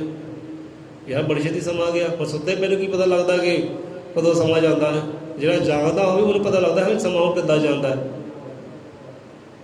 कहता इन्नी लंबी रात मेरी कदी नहीं बीती जिहड़ी लंबी रात अज हो गई संत जी। चलो कहते ठीक है, चलो फिर हुण जाओ फिर घर। कहते सवेर होई, संतां ने कहा हुण जाओ घर, तो कल शाम नूं फिर आ जिओ रात गुजारन वास्ते साडे नाल। हुण सवेर होई तो राजे दे सैनिक भी आ गए राजे नूं लैण वास्ते कि रात गुजारनी है तो सवेर तू अपने मिलना च जा सकता है। जिद्दां गल्लबात हुई। हुण सवेर हुई, उधरों सैनिक भी आ गए, घोड़े भी आ गए, हथियार भी आ गए। राजा अंदर डर ही है नहीं, खौफ भी है नहीं कि लै सेनापति आ गया, हुण हथियार भी आ गए, घोड़े भी आ गए है। राजा घोड़े ते बैठा तो जाके मिलना जाके सौ गया बेपरवाही दे नाल। बड़ी आराम की नींद लई। उधरों शामां पईयां, हुण फिर जिद्दां वादा किया 2 रातां गुजारनियां। हुण तुरिया संतां दे वल, फिर जंगल च। हुण संतां कोल गया कि हाँ भी राजन आ गया। हाँ जी आ गया महाराज। किद्दां? महलां जाके नींद आई कि नहीं आई? महलां जाके नींद बड़ी टॉप दी आई, पता नहीं लगा कदों दिन बीत गया। पूरा दिन मैं तो सौ के गुजारिया। कहते ठीक है। हुण राजा कहन लगा जाओ बई, अपने सैना नूं कहन लगा, जो नौकर चाकर सब नूं कहन लगा कि जाओ भी घोड़े लै जाओ, हथियार लै जाओ, तो जाओ तुसीं हुण रात गुजारनी है। तो संत कहन लगे राजा इदां कर, अज सैना रहन दे, घोड़े भी इत्थे रहन दे, हथियार भी रहन दे, अज तेरे नाल ही रहणगे। राजा बड़ा खुश होया, लै भी क्या ही बातां, बड़ा खुश होया, लै भी क्या बात। हुण सैनिक भी नाल है, घोड़े भी नाल, हथियार भी नाल है। हुण तो मैं आराम की नींद सौं, हुण मैनूं डर नहीं, कोई खौफ नहीं, क्योंकि सेना नाल है, हथियार बंद, मेरी रखिया करनगे, संभाल करनगे। हुण डर नहीं। बड़ी छेती गल मंजूर कर ली। ठीक है महाराज, ठीक है, जैसी आपकी इच्छा। कहते हाँ भी हुण सौना कित्थे है, कुटिया अंदर या बाहर? कहते महाराज कुटिया अंदर, बाहर सौने आ। हुण क्यों राजा कह रहे कि बाहर सौने आ? हुण क्यों कह रहे हैं? क्योंकि हुण सैना नाल है ते हथियार बंद है। पहला कहते डरदा सी, खौफ खांदा सी, लै भी कुटिया अंदर सौने महाराज, कोई जानवर आएगा मार मुकाएगा। पर हुण उन्होंने डर नहीं है, खौफ नहीं है, क्योंकि हुण सैना उहदे नाल है, हथियार बंद है। कहते महाराज नहीं नहीं, बाहर सौने हैं, कुटिया अंदर कद सौना? संत कहते नहीं, अंदर सौने हैं। चल फिर जिसदा तेरी मर्जी राजन, ਚੱਲ ਫਿਰ ਬਾਹਰ ਹੀ ਸੌਂਦੇ ਆ। ਹੁਣ ਬਾਹਰ ਸ਼ਾਮ ਪਈ, ਰਾਜਾ ਪਿਆ ਲੰਬਾ, ਜਿੱਦਾਂ ਲੰਮਾ ਪਿਆ ਨਾ ਉਦਾਂ ਹੀ ਇਹਨੂੰ ਆ ਗਈ ਨੀਂਦ। ਤੇ ਸੰਤ ਸਾਰੀ ਰਾਤ ਸਿਮਰਨ ਭਗਤੀ ਕਰਦੇ, ਉਹ ਨਹੀਂ ਸੁੱਤੇ। ਸੰਤ ਲੋਕ ਸਾਰੀ ਰਾਤ ਉਹਨਾਂ ਨੇ ਸਿਮਰਨ 'ਚ ਗੁਜ਼ਾਰੀ, ਰੱਬ ਦੀ ਬੰਦਗੀ ਗੁਜ਼ਾਰੀ, ਉਹ ਨਹੀਂ ਸੁੱਤੇ, ਚੌਕੜਾ ਮਾਰ ਕੇ ਬੈਠੇ ਰਹੇ। ਰਾਜਾ ਜਿੱਦਾਂ ਲੰਮਾ ਪਿਆ, ਲੰਮੇ ਪੈ ਤੋਂ ਨੀਂਦ ਆ ਗਈ। ਹੁਣ ਪਤਾ ਸੀ ਨਾ, ਹੁਣ ਚਾਰੇ ਪਾਸੇ ਸੈਨਿਕ ਸੀ, ਹਥਿਆਰ ਬੰਦ ਸੀ, ਅਗਨੀ ਦੀਆਂ ਮਸ਼ਾਲਾਂ ਲਾ ਕੇ ਖੜੇ ਆ। ਹੁਣ ਅੰਮ੍ਰਿਤ ਵੇਲਾ ਹੋਇਆ ਕਿ ਹਾਂ ਵੀ ਰਾਜਨ ਕਿੱਦਾਂ ਰਹੀ ਨੀਂਦ ਤੇਰੀ? ਤੇ ਕਹਿੰਦੇ ਮਹਾਰਾਜ ਅੱਜ ਤਾਂ ਨੀਂਦ ਤਾਂ ਬੜੀ ਟੌਪ ਦੀ ਆਈ ਹੈ, ਬੜੀ ਆਰਾਮ ਵਾਲੀ ਆਈ ਹੈ, ਬੜੀ ਸੁੱਖ ਵਾਲੀ ਆਈ, ਪਤਾ ਨਹੀਂ ਲੱਗਾ ਕਦੋਂ ਰਾਤ ਬੀਤ ਗਈ ਹੈ। ਚਲੋ ਫਿਰ ਹੁਣ 2 ਰਾਤਾਂ ਹੋ ਗਈਆਂ ਬੀਤ। ਹੁਣ ਰਾਜਾ ਕਹਿਣ ਲੱਗਾ ਮਹਾਰਾਜ ਹੁਣ ਦੱਸੋ, ਹੁਣ 2 ਰਾਤਾਂ ਬੀਤ ਗਈਆਂ, ਹੁਣ ਦੱਸੋ ਕਿ ਤੁਹਾਡੇ ਆਨੰਦ ਦਾ, ਬੇਪਰਵਾਹੀ ਦਾ, ਬੇਖੌਫੀ ਦਾ ਰਾਜ ਕੀ ਹੈ, ਕਾਰਨ ਕੀ ਹੈ, ਹੁਣ ਦੱਸੋ। ਹੁਣ ਮੈਂ ਜੋ ਕੀਮਤ ਦੇਣੀ ਸੀ ਕੀਮਤ ਦੇ ਦਿੱਤੀ ਹੈ, ਹੁਣ ਰਾਜ ਦੀ ਗੱਲ ਦੱਸੋ। ਕਹਿੰਦੇ ਮਹਾਰਾਜ, ਸੰਤ ਕਹਿਣ ਲੱਗੇ ਰਾਜਨ ਕਿ ਤੈਨੂੰ ਅਜੇ ਤੱਕ ਸਮਝ ਨਹੀਂ ਆਈ, ਪਹਿਲੀ ਰਾਤ ਗੁਜ਼ਾਰੀ ਹੈ, ਦੂਜੀ ਰਾਤ ਗੁਜ਼ਾਰੀ ਹੈ, ਅਜੇ ਵੀ ਤੈਨੂੰ ਸਮਝ ਨਹੀਂ ਆਈ, ਥੋੜਾ ਵਿਚਾਰ ਕਰ। ਅਸੀਂ ਖੁਸ਼ ਕਿਉਂ ਹੈ, ਆਨੰਦ ਕਿਉਂ, ਸਾਡੀ ਬੇਪਰਵਾਹੀ, ਇਹਦਾ ਰਾਜ ਤੈਨੂੰ ਤੇਰੇ ਕੋਲ ਹੀ ਹੈ। ਇਸ ਸਵਾਲ ਦਾ ਹੱਲ ਵੀ ਤੇਰੇ ਕੋਲ ਹੈ, ਤੂੰ ਥੋੜਾ ਵਿਚਾਰ ਤਾਂ ਕਰ। ਪਹਿਲੀ ਰਾਤ ਦੇਖ, ਦੂਜੀ ਰਾਤ ਆਪਣੀ ਵੇਖ ਤੇ ਵਿਚਾਰ ਕਰ। ਕਹਿੰਦੇ ਨਹੀਂ ਮਹਾਰਾਜ। ਰਾਜਾ ਕਹਿਣ ਲੱਗਾ ਦੇਖੋ ਇੰਨਾ ਬੁੱਧੀਮਾਨ ਗਿਆਨੀ ਰਾਜਨ ਜਿਹੜੇ ਰਾਜਾ ਹੁੰਦੇ ਆ ਛੋਟੇ ਮੋਟੇ ਸਰੀ ਹੁੰਦੇ ਆ, ਐਰੇ ਗੈਰ ਰਾਜੇ ਨਹੀਂ ਹੁੰਦੇ, ਬੜੇ ਬੁੱਧੀਮਾਨ ਬੜੇ ਗਿਆਨੀ ਹੁੰਦੇ ਆ। ਕਿਉਂਕਿ ਗਿਆਨ ਵਾਲਾ ਬੰਦਾ ਹੀ ਚਲਾ ਸਕਦਾ ਨਾ ਆਪਣੇ ਦੇਸ਼ ਨੂੰ, ਆਪਣੇ ਰਾਜ ਨੂੰ। ਜਿਹੜੇ ਦੇਸ਼ ਨੂੰ ਚਲਾਉਂਦੇ, ਰਾਜ ਨੂੰ ਚਲਾਉਂਦੇ ਆ, ਉਹ ਮੂਰਖ ਨਹੀਂ ਹੁੰਦੇ, ਬੜੇ ਬੁੱਧੀਮਾਨ ਹੁੰਦੇ ਆ। ਪਰ ਇੱਥੇ ਰਾਜਨ ਹਾਰ ਗਿਆ ਕਿ ਨਹੀਂ ਮਹਾਰਾਜ ਮੈਨੂੰ ਸਮਝ ਨਹੀਂ ਆਈ। ਕਹਿੰਦੇ ਸੁਣ ਫਿਰ, ਕਹਿੰਦੇ ਪਹਿਲੀ ਰਾਤ ਤੂੰ ਟਕਰਿਆ ਰਿਹਾ ਸਾਡੇ ਕੋਲ, ਪਹਿਲੀ ਰਾਤ ਤੂੰ ਸਾਰੀ ਰਾਤ ਨਹੀਂ ਸੁੱਤਾ। ਉਹਦਾ ਕਾਰਨ ਕੀ ਸੀ? ਤੇਰੇ ਅੰਦਰ ਖੌਫ ਸੀ, ਡਰ ਸੀ। ਹਾਂ ਵੀ ਸੈਨਿਕ ਹੁੰਦੇ, ਉਹ ਰੱਖਿਆ ਕਰਦੇ, ਸੰਭਾਲ ਕਰਦੇ, ਕਿ ਤੂੰ ਆਰਾਮ ਦੇ ਨਾਲ ਸੌਂਦਾ। ਕਿ ਤੈਨੂੰ ਆਪਣੇ ਇਹਨਾਂ ਸੈਨਿਕਾਂ ਦਾ ਵਿਸ਼ਵਾਸ ਸੀ ਕਿ ਮੇਰੀ ਰੱਖਿਆ ਸੰਭਾਲ ਕਰ ਸਕਦੇ ਆ, ਪਰ ਰੱਬ ਦੇ ਤੈਨੂੰ ਵਿਸ਼ਵਾਸ ਨਹੀਂ ਹੈ। ਉਹ ਭਗਵਾਨ ਤੈਨੂੰ ਵਿਸ਼ਵਾਸ ਨਹੀਂ ਸੀ ਕਿ ਮੇਰੀ ਰੱਖਿਆ ਕਰਨ ਵਾਲਾ ਮੇਰਾ ਭਗਵਾਨ ਮੇਰੇ ਨਾਲ ਹੈ, ਮੇਰਾ ਮਾਲਕ ਮੇਰੇ ਨਾਲ ਹੈ। ਤੈਨੂੰ ਰੱਬ ਤੇ ਵਿਸ਼ਵਾਸ ਨਹੀਂ ਸੀ, ਇਹਨਾਂ ਸੈਨਿਕਾਂ ਤੇ ਵਿਸ਼ਵਾਸ ਸੀ। ਸੈਨਿਕ ਤੇਰੇ ਕੋਲ ਨਹੀਂ ਸੀ, ਇਸ ਕਰਕੇ ਤੇਰੀ ਸਾਰੀ ਰਾਤ ਡਰ ਦੇ ਵਿੱਚ ਗਈ, ਖੌਫ ਦੇ ਵਿੱਚ ਗਈ, ਦੁੱਖਾਂ ਵਾਲੀ ਗਈ, ਪੀੜਾਂ ਵਾਲੀ ਗਈ। ਹੁਣ ਅਗਲੀ ਰਾਤ ਤੇਰੇ ਸੈਨਿਕ ਵੀ ਨਾਲ ਸੀ, ਲੈਸ ਬੰਦ ਸੀ, ਹਥਿਆਰ ਬੰਦ ਸੀ, ਮਸ਼ਾਲਾਂ ਲੈ ਖੜੀ ਅਗਨੀ ਦੀਆਂ। ਹੁਣ ਤੈਨੂੰ ਆਪਣੇ ਆਪ ਤੇ ਵਿਸ਼ਵਾਸ ਨਹੀਂ, ਤੈਨੂੰ ਹੁਣ ਰੱਬ ਤੇ ਵਿਸ਼ਵਾਸ ਨਹੀਂ, ਤੈਨੂੰ ਇਹਨਾਂ ਸੈਨਿਕਾਂ ਤੇ ਵਿਸ਼ਵਾਸ ਸੀ। ਖਾਵੇਂ ਮੇਰੀ ਰੱਖਿਆ ਸੰਭਾਲ ਕਰਨਗੇ ਤੇ ਮੇਰੀ ਰੱਖਿਆ ਸੰਭਾਲ ਕਰਨ ਵਾਲੇ ਹੈ। ਹੁਣ ਮੈਂ ਆਰਾਮ ਦੇ ਨਾਲ ਸਮਾਂ, ਹੁਣ ਮੇਰੇ ਨਾਲ ਹੈ, ਮੈਨੂੰ ਡਰ ਕਾਹਦਾ, ਖੌਫ ਕਾਹਦਾ? ਕਿ ਤੈਨੂੰ ਰੱਬ ਤੇ ਵਿਸ਼ਵਾਸ ਨਹੀਂ ਹੈ, ਆਪਣੇ ਆਪ ਤੇ ਵਿਸ਼ਵਾਸ ਨਹੀਂ ਹੈ, ਤੈਨੂੰ ਨਾ ਸੈਨਿਕਾਂ ਤੇ ਵਿਸ਼ਵਾਸ ਹੈ। ਤੂੰ ਆਰਾਮ ਦੇ ਨਾਲ ਸੌਂ ਗਿਆ। ਤੈਨੂੰ ਆਪਣੇ ਸੈਨਿਕਾਂ ਤੇ ਵਿਸ਼ਵਾਸ ਹੈ, ਸਾਨੂੰ ਆਪਣੇ ਰੱਬ ਤੇ ਵਿਸ਼ਵਾਸ ਹੈ। ਤੂੰ ਸੈਨਿਕਾਂ ਤੇ ਵਿਸ਼ਵਾਸ ਕਰਕੇ, ਸੈਨਿਕਾਂ ਤੇ ਭਰੋਸਾ ਕਰਕੇ ਕਿ ਮੇਰੀ ਰੱਖਿਆ ਕਰਨ ਵਾਲੇ ਹੈ, ਮੇਰੀ ਸੰਭਾਲ ਕਰਨ ਵਾਲੇ ਹੈ, ਤੂੰ ਆਰਾਮ ਦੇ ਨਾਲ ਬੇਪਰਵਾਹੀ ਦੇ ਨਾਲ ਸੌਂ ਗਿਆ। ਪਰ ਸਾਡੀ ਪਰਵਾਹ ਕਰਨ ਵਾਲੇ, ਸਾਡਾ ਖਿਆਲ ਕਰਨ ਵਾਲਾ ਸਾਡਾ ਭਗਵਾਨ ਹੈ, ਸਾਡਾ ਮਾਲਕ ਹੈ। ਅਸੀਂ ਉਹਦੇ ਵਿਸ਼ਵਾਸ ਤੇ ਸਾਰੇ ਕਾਰਜ ਕਰਦੇ ਹਾਂ, ਉਹਦੇ ਵਿਸ਼ਵਾਸ ਤੇ ਜਾਗਦੇ ਹਾਂ, ਉਹਦੇ ਭਰੋਸੇ ਤੇ ਸੌਂਦੇ ਹਾਂ। ਸਾਡੀ ਦੇਖ ਰੇਖ ਸੰਭਾਲ ਕਰਨ ਵਾਲਾ ਉਹ ਇੱਕੋ ਹੀ ਸਾਡਾ ਮਾਲਕ ਹੈ, ਸਾਡਾ ਭਗਵਾਨ ਹੈ। ਇਹ ਸਾਡੀ ਖੁਸ਼ੀ ਦਾ, ਆਨੰਦ ਦਾ ਰਾਜ ਹੈ। ਜੇ ਕਬੀਰਦਾਸ ਜੀ ਕਹਿੰਦੇ ਤੂੰ ਕਿ ਡੋਲੇ ਪ੍ਰਾਣੀਆਂ ਤੁਝ ਰਾਖੇ ਸਿਰਜਣ ਹਾਰ, ਤੂੰ ਕਿ ਡੋਲੇ ਪ੍ਰਾਣੀਆਂ ਤੁਝ ਰਾਖੇ ਸਿਰਜਣ ਹਾਰ। ਕਿਉਂ ਡੋਲਦਾ ਹੈ, ਕਿਉਂ ਡਰਦਾ ਹੈ, ਕਿਉਂ ਖੌਫ ਕਰਦਾ ਹੈ? क्योंकि तेरी रखिया करने वाला, तेरी संभाल करने वाला वो परमात्मा तेरे नाल है। ਅਸੀਂ ਇਹ ਵਿਸ਼ਵਾਸ ਦੇ ਨਾਲ ਸਾਰੇ ਕਾਰਜ ਕਰਦੇ ਹਾਂ, ਅਸੀਂ ਵਿਸ਼ਵਾਸ ਦੇ ਨਾਲ ਸੌਂਦੇ ਹਾਂ, ਜਾਗਦੇ ਹਾਂ, ਕਿਉਂਕਿ ਸਾਡੀ ਰੱਖਿਆ ਸੰਭਾਲ ਕਰਨ ਵਾਲਾ ਸਾਡਾ ਪਰਮਾਤਮਾ ਭਗਵਾਨ ਹੈ। ਇਹ ਸਾਡੀ ਖੁਸ਼ੀ ਦਾ ਰਾਜ ਹੈ, ਇਹ ਸਾਡੇ ਆਨੰਦ ਦਾ, ਬੇਪਰਵਾਹੀ ਦਾ ਰਾਜ ਹੈ ਕਿ ਸਾਡਾ ਭਗਵਾਨ ਸਾਡੇ ਨਾਲ ਹੈ। ਇਹਦਾ ਤੂੰ ਸੈਨਿਕਾਂ ਦਾ ਵਿਸ਼ਵਾਸ ਕੀਤਾ, ਹਥਿਆਰਾਂ ਦਾ ਵਿਸ਼ਵਾਸ ਕੀਤਾ, ਕੋਈ ਰੱਖਿਆ ਕਰਨ ਵਾਲੇ ਹੈ, ਸੰਭਾਲ ਕਰਨ ਵਾਲੇ, ਤੇ ਵਿਸ਼ਵਾਸ ਦੇ ਨਾਲ ਸੌਂ ਗਏ ਹਾਂ। ਇੱਦਾਂ ਅਸੀਂ ਵਿਸ਼ਵਾਸ ਰੱਬ 'ਤੇ ਕਰਦੇ ਹਾਂ। ਸੈਨਿਕਾਂ ਦਾ ਵਿਸ਼ਵਾਸ ਅਸੀਂ ਨਹੀਂ ਕਰਦੇ, ਇਹਨਾਂ ਹਥਿਆਰਾਂ 'ਤੇ ਵਿਸ਼ਵਾਸ ਅਸੀਂ ਨਹੀਂ ਕਰਦੇ। ਸੈਨਿਕ ਦਾ ਕੀ ਹੈ? ਸੈਨਿਕ ਨੂੰ ਕੋਈ ਦੂਜਾ ਰਾਜਾ ਖਰੀਦ ਵੀ ਸਕਦਾ ਹੈ, ਤੇ ਫਿਰ ਰੱਖਿਆ ਕਿਹਨੇ ਕਰਨੀ ਹੈ? ਇੱਦਾਂ ਹੁੰਦਾ ਨਾ, ਫਿਲਮਾਂ ਤੁਸੀਂ ਦੇਖੀਆਂ ਹੋਣਗੀਆਂ, ਜੇ ਨੌਕਰ ਚਾਕਰ ਹੁੰਦੇ ਹੈ ਉਹੀ ਆਪਣੇ ਮਾਲਕ ਨੂੰ ਜ਼ਹਿਰ ਦੇ ਕੇ ਮਾਰ ਦਿੰਦੇ ਆ। ਹਾਂ ਮੇਰਾ ਮਾਲਕ ਹੁਣ ਇੱਥੇ ਹੀ ਹੈ, ਉੱਥੇ ਹੈ ਦੱਸ ਦਿੰਦੇ ਹੈ, ਤੇ ਉਹ ਕਤਲ ਕਰਨ ਵਾਲੇ ਕਤਲ ਵੀ ਕਰ ਦਿੰਦੇ ਆ। ਹੁਣ ਸੈਨਿਕਾਂ ਦਾ ਕੀ ਵਿਸ਼ਵਾਸ ਕਰਨਾ? ਸੈਨਿਕ ਕਦੀ ਵੀ ਖਰੀਦਿਆ ਜਾ ਸਕਦਾ ਹੈ। ਬਹੁਤੀ ਮਾਇਆ ਦੇ ਦਿਓ, ਆਪਣੇ ਵੱਲ ਦਾ ਕਰ ਲਓ, ਤੇ ਲੈ ਵੀ ਹੁਣ ਜਿੱਦਾਂ ਮਰਜ਼ੀ ਰਾਜੇ ਨੂੰ ਮਾਰ ਮੁਕਾਓ। ਇਹਦਾ ਧੋਖੇਬਾਜ਼ੀ ਹੋ ਜਾਂਦੀ ਹੈ, ਰਿਸ਼ਤਿਆਂ ਵਿੱਚ ਵੀ ਧੋਖੇਬਾਜ਼ੀ ਹੋ ਜਾਂਦੀ ਹੈ। ਇਹੋ ਜਿਹੇ ਅਨੇਕਾਂ ਫਿਲਮਾਂ, ਅਨੇਕਾਂ ਸੀਰੀਅਲ ਆਉਂਦੇ ਆ, ਅਨੇਕਾਂ ਇਹੋ ਜਿਹੀਆਂ ਕਹਾਣੀਆਂ ਕਿ ਪੈਸੇ ਖਾਤਰ ਕਿ ਪਿਓ ਨੇ ਬੱਚੇ ਨੂੰ ਮਾਰ ਦਿੱਤਾ, ਬੱਚੇ ਨੇ ਪਿਓ ਨੂੰ ਮਾਰ ਦਿੱਤਾ, ਇੱਦਾਂ ਹੋ ਜਾਂਦਾ ਹੈ।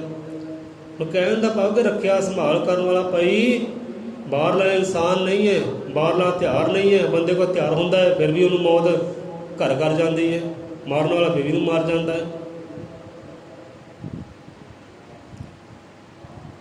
ਹੁਣ ਸਮਝਾਈ ਰਾਜੇ ਨੂੰ ਕਿ ਹਾਂ ਵੀ ਸੰਤਾਂ ਦੇ ਆਨੰਦ ਦਾ ਰਾਜ ਕੀ ਹੈ, ਸੰਤਾਂ ਦੀ ਬੇਪਰਵਾਹੀ ਦਾ ਰਾਜ ਕੀ ਹੈ, ਬੇਖੌਫੀ ਦਾ ਰਾਜ ਕੀ ਹੈ। ਇਹ ਜੰਗਲ 'ਚ ਰਹਿੰਦੇ ਕਿੱਦਾਂ? ਇਹ ਜੰਗਲ 'ਚ ਰਹਿੰਦੇ ਹੈ ਉਹ ਰੱਬ ਦੇ ਆਸਰੇ, ਆਪਣੇ ਭਗਵਾਨ ਦੇ ਆਸਰੇ ਕਿ ਮੇਰਾ ਰੱਖਿਆ ਸੰਭਾਲ ਕਰਨਾ ਮੇਰਾ ਮਾਲਕ ਹੈ, ਮੇਰਾ ਪਾਲਕ ਹੈ, ਮੇਰਾ ਪਰਮਾਤਮਾ ਹੈ। ਸਾਡੀ ਰੱਖਿਆ ਕਰਨ ਨਾਲ ਉਹ ਹੈ। ਉਹ ਮਹਿਲਾਂ 'ਚ ਰਹਿੰਦਾ ਹੈ, ਉਹ ਕਿਹਦੇ ਵਿਸ਼ਵਾਸ 'ਤੇ? ਸੈਨਾ ਦੇ ਵਿਸ਼ਵਾਸ 'ਤੇ, ਆਪਣੇ ਨੌਕਰਾਂ ਚੱਕਰਾਂ ਦੇ ਵਿਸ਼ਵਾਸ 'ਤੇ। ਕਿ ਤੂੰ ਨੌਕਰਾਂ ਚੱਕਰਾਂ 'ਤੇ ਵਿਸ਼ਵਾਸ ਕਰਦਾ ਹੈ, ਅਸੀਂ ਉਹ ਰੱਬ 'ਤੇ ਵਿਸ਼ਵਾਸ ਕਰਦੇ ਹਾਂ। ਅਤੇ ਜਿਹੜੇ ਰੱਬ 'ਤੇ ਵਿਸ਼ਵਾਸ ਕਰਦੇ ਉਹ ਕਦੇ ਡੋਲਦੇ ਨਹੀਂ ਹੈ, ਥੜਕਦੇ ਨਹੀਂ ਹੈ, ਡਰਦੇ ਨਹੀਂ ਹੈ, ਖੌਫ ਨਹੀਂ ਖਾਂਦੇ, ਭਾਵੇਂ ਮਹਿਲਾਂ ਵਿੱਚ ਹੋਣ ਭਾਵੇਂ ਜੰਗਲਾਂ ਵਿੱਚ ਹੋਣ। ਅਤੇ ਜਿਹੜੇ ਸੈਨਿਕਾਂ ਅਤੇ ਬੰਦਿਆਂ 'ਤੇ ਵਿਸ਼ਵਾਸ ਕਰਦੇ ਹੈ ਉਹ ਫਿਰ ਪਲ ਪਲ ਡੋਲਦੇ ਵੀ ਹੈ, ਡਰਦੇ ਵੀ ਹੈ, ਚਿੰਤਤ ਵੀ ਰਹਿੰਦੇ, ਪਰੇਸ਼ਾਨੀਆਂ ਵਿੱਚ ਵੀ ਰਹਿੰਦੇ, ਜੋ ਬੰਦਿਆਂ 'ਤੇ ਵਿਸ਼ਵਾਸ ਕਰਦੇ ਹੈ। ਸੋ ਬੰਦੇ 'ਤੇ ਵਿਸ਼ਵਾਸ ਨਾ ਕਰ, ਇਹਨਾਂ ਹਥਿਆਰਾਂ 'ਤੇ ਵਿਸ਼ਵਾਸ ਨਾ ਕਰ, ਵਿਸ਼ਵਾਸ ਉਸ ਰੱਬ 'ਤੇ ਕਰ। ਮੇਰੀ ਰੱਖਿਆ ਕਰਨ ਵਾਲਾ ਮੇਰਾ ਰੱਬ ਮੇਰੇ ਨਾਲ ਹੈ। ਸੋ ਇੱਦਾਂ ਅਗਰ ਦੋ ਰਾਤਾਂ ਦੀ ਕੀਮਤ ਦੇ ਕੇ ਨਾ ਤੇ ਰਾਜੇ ਨੇ ਜਾਣਨਾ ਕੀਤਾ। ਸੋ ਆਪ ਨੂੰ ਹੁਣ ਕੀ ਸਮਝਾਈ? ਕੀ ਸਮਝਾਇਆ ਕਹਾਣੀ ਨੇ? ਕਿ ਸਾਡੀ ਰੱਖਿਆ ਸੰਭਾਲ ਕਰਨ ਵਾਲਾ ਉਹ ਪਰਮਾਤਮਾ ਹੈ। ਜਿਹੜਾ ਪਰਮਾਤਮਾ ਵਿਸ਼ਵਾਸ ਕਰਦਾ ਹੈ, ਆਪਣੇ ਸਤਿਗੁਰ 'ਤੇ ਵਿਸ਼ਵਾਸ ਕਰਦਾ ਹੈ, ਉਹ ਕਦੀ ਚਿੰਤਾ ਵਿੱਚ ਨਹੀਂ ਰਹਿੰਦਾ, ਕਦੇ ਪਰੇਸ਼ਾਨੀ ਵਿੱਚ ਨਹੀਂ ਰਹਿੰਦਾ, ਕਦੇ ਡਰ ਖੌਫ ਦੇ ਵਿੱਚ ਜੀਵਨ ਨਹੀਂ ਗੁਜ਼ਾਰਦਾ। ਮੈਂ ਡਰ ਦੇ ਨਾਲ ਜੀਵਨ ਗੁਜ਼ਾਰਦਾ, ਖੌਫ ਦੇ ਵਿੱਚ ਜੀਵਨ ਗੁਜ਼ਾਰਾਂ, ਖੌਫ ਦੇ ਵਿੱਚ ਖਾਵਾਂ, ਖੌਫ ਦੇ ਵਿੱਚ ਪੀਵਾਂ, ਖੌਫ ਦੇ ਵਿੱਚ ਡਰ ਦੇ ਵਿੱਚ ਭਗਤੀ ਸਿਮਰਨ ਕਰਾਂ। ਨਹੀਂ, ਲੱਡਾ ਆ ਕੇ ਡਰ ਹੈ ਕਿਸ ਦਾ? ਧਰਮੀ ਪਰਉਪਕਾਰੀ ਨੂੰ, ਪਰ ਪਾਪੀ ਨੂੰ ਸਹਿਣਾ ਪੈਂਦਾ ਦੋਜ਼ਖ ਦੀ ਅੰਗਿਆਰੀ ਨੂੰ। ਜਿਹੜਾ ਧਰਮੀ ਬੰਦਾ ਉਹਨੂੰ ਕਾਹਦਾ ਡਰ ਹੈ? ਰੱਬ ਦਾ ਧਰਮ ਇੱਥੇ ਕੀ ਹੈ? ਰੱਬ ਦਾ ਸਿਮਰਨ ਧਰਮ ਹੈ, ਗੁਰੂ ਦੀ ਕਮਾਈ ਹੀ ਧਰਮ ਹੈ। ਜਿਹੜਾ ਉਹ ਧਰਮ ਨੂੰ ਕਮਾਉਂਦਾ ਉਹਨੂੰ ਡਰ ਕੋਈ ਰਹਿ ਜਾਂਦਾ ਹੀ ਨਹੀਂ। ਡਰ ਕਿਹਨੂੰ ਹੈ? ਪਾਪੀ ਨੂੰ। ਜਿਹੜਾ ਪਾਪ ਕਮਾਉਂਦਾ ਹੈ, ਗੁਨਾਹ ਕਮਾਉਂਦਾ ਹੈ, ਲੋਕਾਂ ਨੂੰ ਦੁੱਖ ਦਿੰਦਾ, ਪੀੜਾ ਦਿੰਦਾ ਹੈ, ਨਾ ਡਰ ਉਹਨੂੰ ਹੈ। ਜਿਹੜਾ ਸੁੱਖ ਦੀ ਗੱਲ ਕਰਦਾ ਹੈ, ਆਨੰਦ ਦੀ ਗੱਲ ਕਰਦਾ, ਸਿਮਰਨ ਭਗਤੀ ਦੀ ਗੱਲ ਕਰਦਾ ਹੈ, ਪ੍ਰੇਮ ਦੀ ਗੱਲ ਕਰਦਾ, ਮੁਹੱਬਤ ਇਸ਼ਕ ਦੀ ਗੱਲ ਕਰਦਾ, ਉਹਨੂੰ ਕਦਾ ਡਰ ਪਏ? ਉਹਦੇ ਨਾਲ ਤਾਂ ਰਾਖਾ ਪਾਲਕ ਉਹਦੇ ਨਾਲ ਹੀ ਹੈ। ਤੁਕੇ ਡੋਲੇ ਪ੍ਰਾਣੀ ਦੀ ਰਾਖੇ ਸਿਰਜਣ ਹਾਰ। ਭਰੋਸਾ ਉੱਤੇ ਰੱਬ 'ਤੇ ਹੋਵੇਗੀ, ਉਹੀ ਰੱਖਿਆ ਕਰਨ ਵਾਲਾ, ਇੱਥੇ ਉੱਥੇ ਰਖਵਾਲਾ ਵਾਲਾ ਸਤਿਗੁਰ ਦੀਨ ਦੇ ਅੱਲਾ। ਕਿ ਇੱਥੇ ਹੀ ਉੱਥੇ ਇਸ ਸੰਸਾਰ ਦੇ ਅੰਦਰ ਰੱਖਿਆ ਕਰਨ ਵਾਲਾ ਵੀ ਉਹੀ ਹੈ, ਅਤੇ ਰੱਬ ਦੀ ਦਰਗਾਹ ਅੰਦਰ ਵੀ ਰੱਖਿਆ ਕਰਨਾ ਮੇਰਾ ਸਤਿਗੁਰ ਹੀ ਹੈ, ਕੋਈ ਦੂਸਰਾ ਜੀਵ ਨਹੀਂ ਹੈ। ਕੋਈ ਦੂਸਰਾ ਤੀਸਰਾ ਜੀਵ ਹੋਵੇ, ਮੇਰੀ ਰੱਖਿਆ ਕਰਨ ਵਾਲਾ ਉਹ ਸਤਿਗੁਰੂ ਹੀ ਹੈ, ਉਹ ਪਰਮਾਤਮਾ ਹੀ ਗੁਰਦੇਵ ਹੀ ਹੈ। ਕਹਿੰਦੇ ਉਹਦੇ ਵਿਸ਼ਵਾਸ 'ਤੇ ਅਸੀਂ ਸਾਰੇ ਕੰਮ ਕਰਦੇ ਹਾਂ। ਸਾਡੀ ਆਨੰਦ ਦਾ ਰਾਜ ਇਹੀ ਹੈ, ਅਸੀਂ ਉਹਦੇ ਆਸਰੇ ਰਹਿੰਦੇ ਹਾਂ। ਸੋ ਆਓ ਕਸਰਾਂ ਦਈਏ ਵਿਸ਼ਰਾਮ। ਹੁਣ ਅਗਲੇ ਹਫ਼ਤੇ ਸੰਗਤ ਦੀਆਂ ਖੁਸ਼ੀਆਂ ਪ੍ਰਾਪਤ ਕਰਾਂਗੇ। ਠੀਕ ਹੈ, ਅਗਲੇ ਹਫ਼ਤੇ। ਹਾਂ, ਵਿਚਾਰ ਕਰਿਆ ਕਰੋ ਭਾਈ। ਸਾਡੇ ਕਿਤੋਂ ਗੱਲ ਹੋਈ ਸੀ ਕਿ ਬੰਦਾ ਵਿਚਾਰ ਕਰੇ, ਨਾਮ ਵਾਲਾ ਹੋਇਆ, ਗੁਰੂ ਵਾਲਾ ਹੋਇਆ, ਤਬਦੀਲੀ ਆਏ ਕਿ ਨਹੀਂ ਆਈ? ਉਹ ਪ੍ਰੇਮ ਦੀ ਜੋਤਾਂ ਅੰਦਰ ਜਗੀਆਂ ਕਿ ਨਹੀਂ ਜਗੀਆਂ? ਅਗਰ ਨਫ਼ਰਤ ਹੀ ਬਾਲੀ ਜਾਂਦਾ ਇੱਧਰ, ਹੁੰਦਾ ਕਿ ਨਹੀਂ ਹੁੰਦਾ? ਨਾਮ ਧਾਰੀ ਵੀ ਹੋ ਗਿਆ, ਗੁਰੂ ਵਾਲਾ ਵੀ ਹੋ ਗਿਆ, ਰੱਬ ਦੀ ਦਰਗਾਹ ਵੀ ਆ ਗਿਆ, ਕੋਈ ਨਿਤਨੇਮ ਦੀਆਂ ਪੋਥੀਆਂ ਵੀ ਪੜ੍ਹਨ ਲੱਗ ਪਿਆ। ਪਰ ਹੁੰਦਾ ਕਿ ਅੰਦਰ ਜੋਤਾਂ ਕਿਹੜੀਆਂ ਪਾ ਕੇ ਬੈਠਾ? ਉਹ ਨਫ਼ਰਤ ਦੀਆਂ। ਪ੍ਰੇਮ ਦਾ ਦੀਪਕ ਤਾਂ ਬਲਿਆ ਹੀ ਨਹੀਂਗਾ, ਅੰਦਰ ਬਾਲ ਕੇ ਬੈਠਾ ਹੈ ਨਫ਼ਰਤ ਦੀ ਅਗਨੀ, ਤੇ ਕਹਿੰਦਾ ਮੈਂ ਗੁਰੂ ਵਾਲਾ। ਇੱਥੇ ਬੰਦਾ ਵਿਚਾਰ ਕਰੇ, ਹਾਂ ਵੀ ਨਾਮ ਜਦ ਦਾਤ ਲੈ ਕੇ ਤਬਦੀਲੀ ਆਏ ਕਿ ਨਹੀਂ ਆਈ? ਸੁਭਾਅ ਤਬਦੀਲੀ ਆਈ ਹੋਈ, ਮੇਰੀ ਸੋਚ ਤਬਦੀਲੀ ਆਈ ਹੋਈ, ਮੇਰੇ ਕਿਰਦਾਰ ਤਬਦੀਲੀ ਆਏ ਹੋਏ। ਜੇ ਤਬਦੀਲੀ ਆਈ ਹੈ ਫਿਰ ਤਾਂ ਮੁਬਾਰਕ ਹੈ, ਜੇ ਤਬਦੀਲੀ ਨਹੀਂ ਨਾ ਫਿਰ ਤੈਨੂੰ ਮਿਹਨਤ ਕਰਨ ਦੀ ਲੋੜ ਹੈ, ਗੁਰੂ ਦੇ ਹੁਕਮ ਦੀ ਪਾਲਣਾ ਦੀ ਤੈਨੂੰ ਲੋੜ ਹੈ। ਬੋਲੇ ਸੋ ਨਿਰਭੈ ਭਗਵਾਨ ਵਾਹਿਗੁਰੂ ਮਹਾਰਾਜ ਜੀ ਕੀ ਜੈ।